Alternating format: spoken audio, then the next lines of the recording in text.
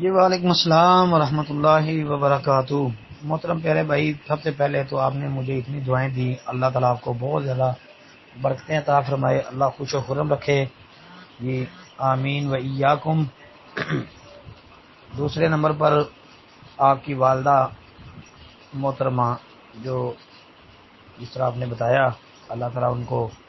جنت الفردوس میں جگہ دے۔ جو والدہ کے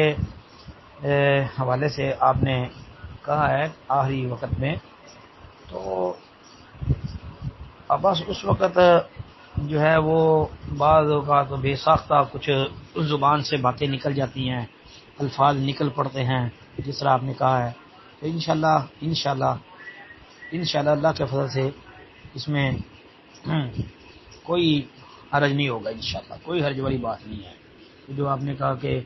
یہ اللہ کی سپرد، آپ ہماری امانت آپ کے حوالے، یہ وہ اس طرح کی کوئی بات بھی اگر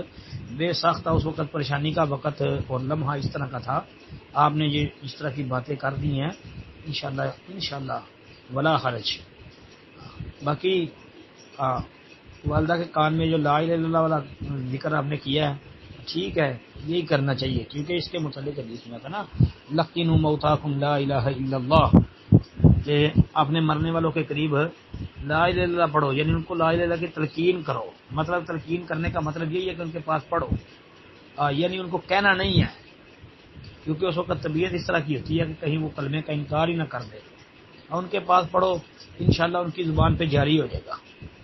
تو پھر دوسری حدیث میں یہ بھی آتا کہ جس کا آخری کلام لا الہ الا اللہ ہوگا تو دخل الجنہ۔ لا الہ الا اللہ کہنا چاہیے، لا حول ولا قوت نہیں، اصل میں وہ بھی کلمہ یعنی اس وقت بے ساختہ آپ کی زبان سے آ گیا، کیونکہ یہ پریشانی کے عالم میں بعض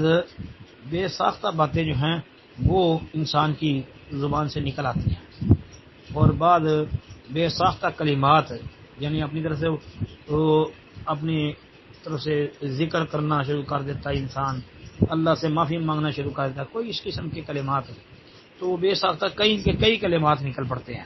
تو انشاءاللہ کوئی ٹینشن والی بات نہیں ہے، کوئی پریشانی نہیں ہے۔ باقی اللہ رب العالمین